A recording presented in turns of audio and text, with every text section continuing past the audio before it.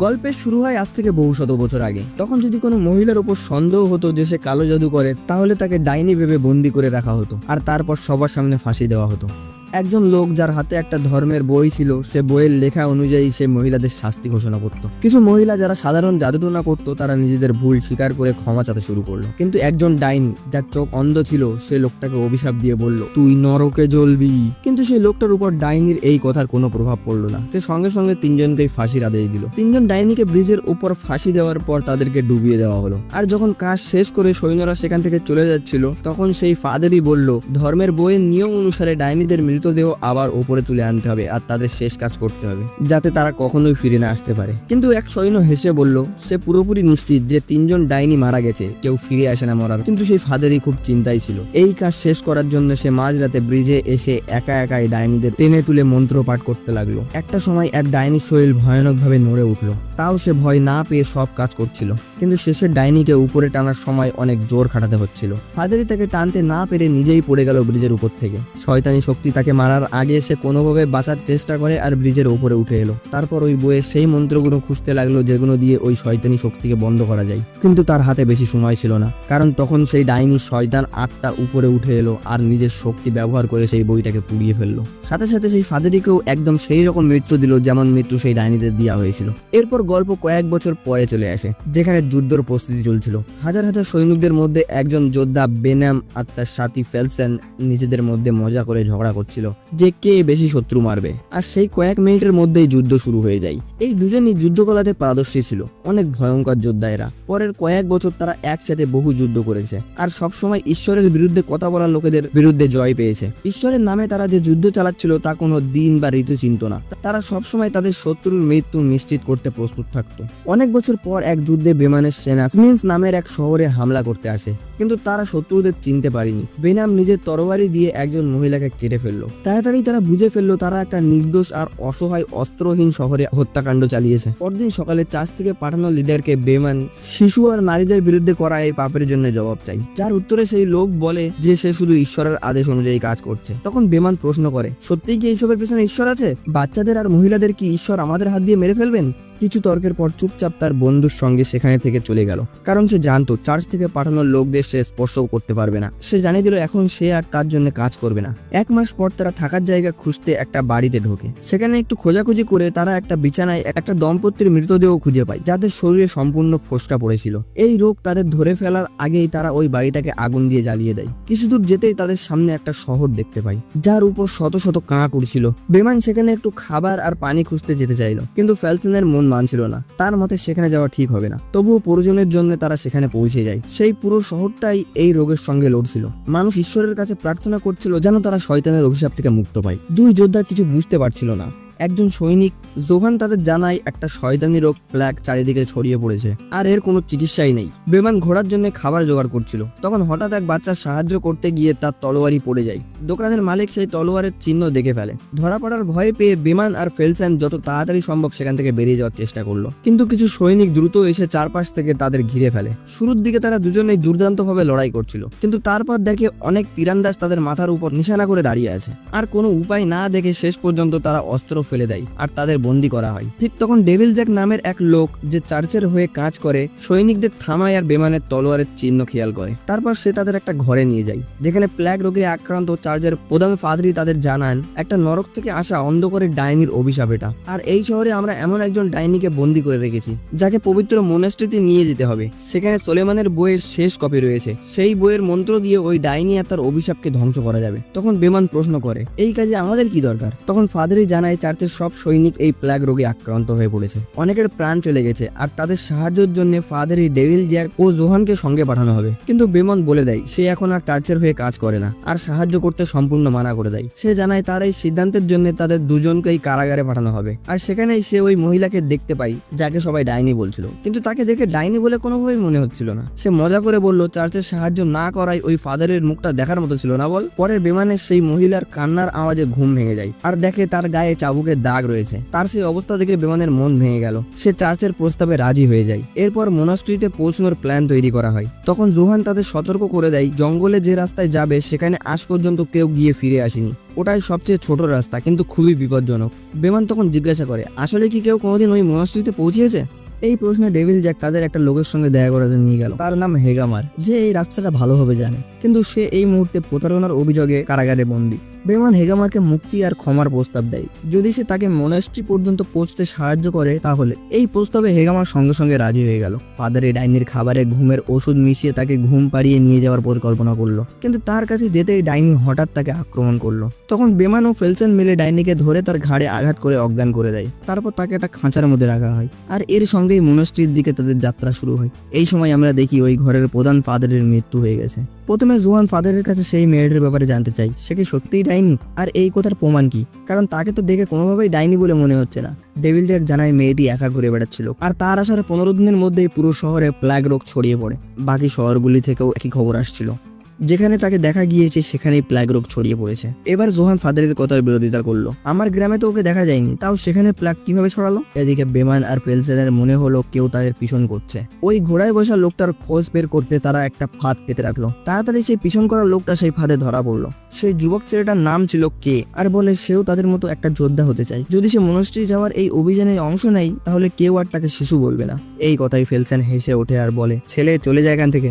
এর উত্তরে কে তাকে তরবারি লড়াইয়ের জন্য চ্যালেঞ্জ করে বসে। ফেলসেন তখন তাকে শিক্ষা দেওয়ার জন্য রাজি হয়ে যায়। সে ছিল এক দক্ষ তরবালবাজ, যে অনেক যুদ্ধ লড়েছে। এই কারণে সে কে ভয়ঙ্কর ভাবে হারায়, যাতে তার অহংকার ভেঙে যায়। লড়াইকে মাঝপথে বেমান থামিয়ে বলে, এই ছেলেটাকে আমাদের সঙ্গে নিয়ে চলো। যতটুকু এগিয়ে এসছে এখন তার ফিরে যাওয়া আর সম্ভব হবে না। শহর থেকে দূরে সূর্য অস্ত যাওয়ার সময় বেমান সেই মেয়েটিকে খাবার দিতে আসে। তখন মেয়েটি কথার ছলে তাকে নিজের কাছে টেনে আনে। বেমান তখন তাকে জিজ্ঞাসা করে, তোমার কি এই ফাদারিটাই চাবুক মেরেছিল? মেয়েটি তার মতে হ্যাঁ মিলিয়ে বলে, আমি মরতে চাই না। তার চোখে ভয় ছিল। তার গ্রামে একটা নির্দোষ মেয়েকে ডাইনি বলে পানিতে ফেলে দেওয়া হয়েছিল। সে কোনোভাবে বেঁচে গিয়েছিল, কিন্তু পরে তাকে আগুনে ফেলে মেরে ফেলা হয়। বেমান তাকে কথা দিল সে নিজের নির্দোষ প্রমাণ করার পুরো সুযোগ দেবে, আর তাকে কোনো ভয়ঙ্কর মৃত্যু দেওয়া হবে না। যখন সে বাকিদের কাছে ফিরে এলো, ডেভিল জ্যাক তাকে সতর্ক করে, ওই ডাইনি থেকে দূরে থাকো, ও তোমার মস্তিষ্কের সঙ্গে খেলবে, তোমাকে ভুলভাল বোঝানোর চেষ্টা করবে। যাই হোক, রাতভর ডাইনিকে পাহারা দেওয়ার দরকার ছিল। প্রথমবার এই দায়িত্ব ছিল জোহানের, কিন্তু কিছুক্ষণ পরেই ফাদারই এসে বলল, এখন আমি দেখবো। জোহান চলে যেতেই ডাইনি কাঁদতে শুরু করলো, বলল, আমাকে ছেড়ে যেও না, এই ফাদারির সঙ্গে একা আমাকে ছেড়ে যেও না, আমাকে মেরে ফেলবেও।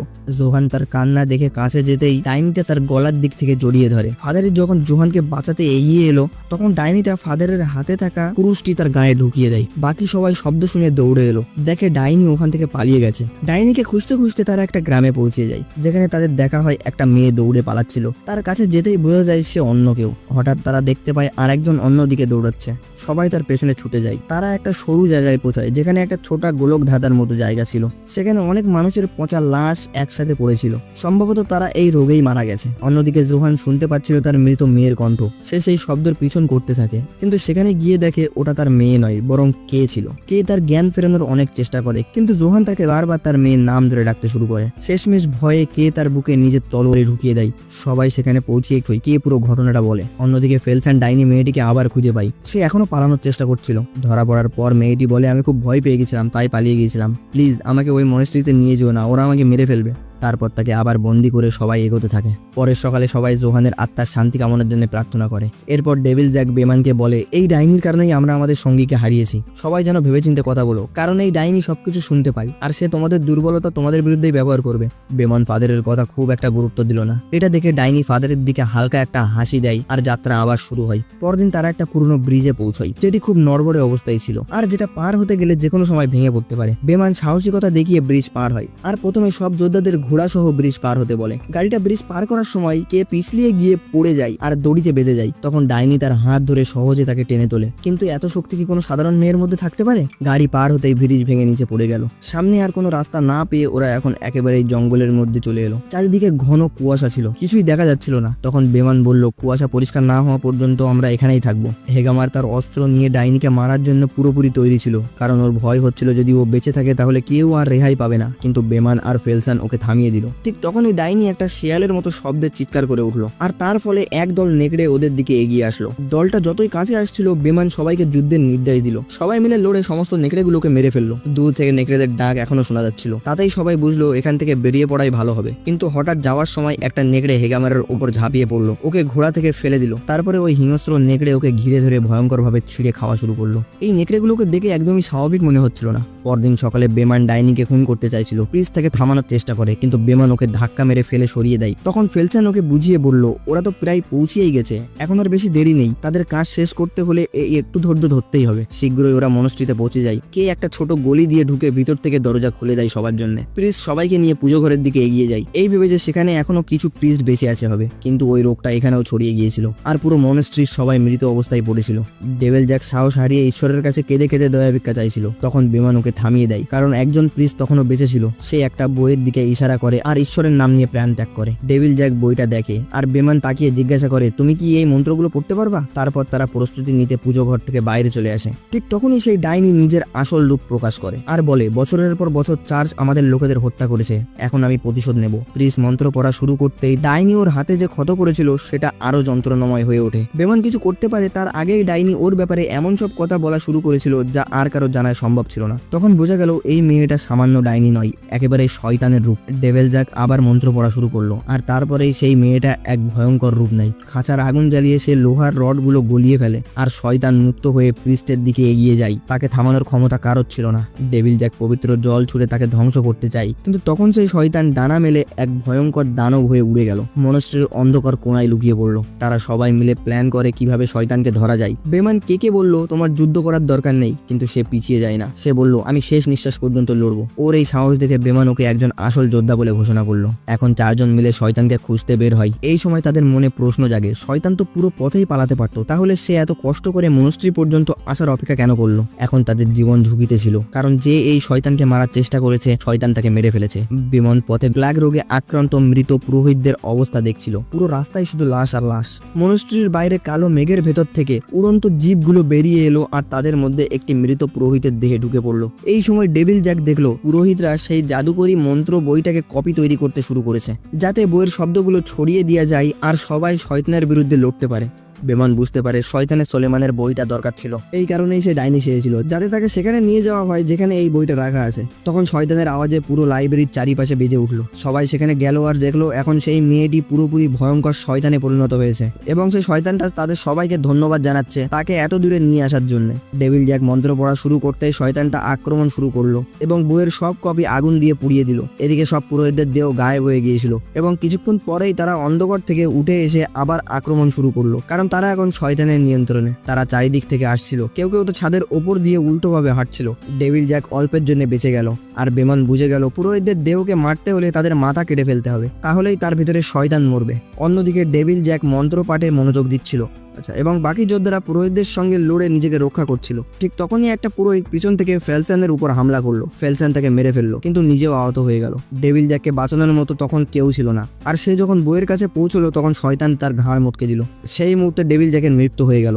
আর যখন শয়তান বইটি তুলতে যায় বেমান তার উপর পবিত্র জল ছিটিয়ে দেয়। এরপর শয়তান রেগে গিয়ে বেমানের গলা চেপে ধরে আর বলে সে এই বইয়ের প্রত্যেকটা অংশ মিটিয়ে দেবে। ফেলসেন পেছন থেকে শয়তানের উপর হামলা করলো, কিন্তু শয়তান তাকে নিজের পাখায় মুড়ে পুড়িয়ে ছাই করে দিল। যখন সে আবার বেমানের দিকে এগোয় কে তখন মন্ত্র পড়া শুরু করলো এবং পুরো প্রক্রিয়াটা সম্পূর্ণ করতে থাকে। শয়তান খুব রেগে যায়, কিন্তু বেমান শয়তানকে টেনে এনে দেওয়ালের কাছে নিয়ে যায় আর দুটো ছুরি ফুটিয়ে তার পাখনায় দেওয়ালের সাথে আটকিয়ে দেয়। এখন সে নড়তেও পারছে না, আর কে তার প্রার্থনা শেষ করতে পারে? শয়তানের শরীর ধীরে ধীরে ছটফট করতে করতে আগুনে পুড়ে যায়, আর সেই মেয়েটি যার উপর ডাইনি ভর করেছিল তার শরীর শয়তানের হাত থেকে মুক্ত হয়ে যায়। শয়তান চলে যাওয়ার পরে কে বেমানের কাছে পৌঁছয় আর তাকে দেখে তার আঘাত অনেক গভীর, সে বাঁচবে না। বেমান কে বলল যে করেই হোক এই মেয়েটিকে রক্ষা করো, এর কোনো দোষ নেই। শেষে কে আর সেই মেয়েটি সব যোদ্ধাদের ধন্যবাদ জানিয়ে বিদায় নেয়, আর শেষে তারা দুজনই ঘোড়ায় চড়ে নিজেদের ঘরের পথে রওনা দেয়। এক্সপ্লেনেশনটা ভালো লাগলে লাইক করুন, ভিডিওটা কেমন হয়েছে কমেন্ট করে জানাবেন, আর এমন ভিডিও পেতে চ্যানেলটিকে সাবস্ক্রাইব করে নিন। ভালো থাকবেন, দেখা হচ্ছে পরের ভিডিওয়।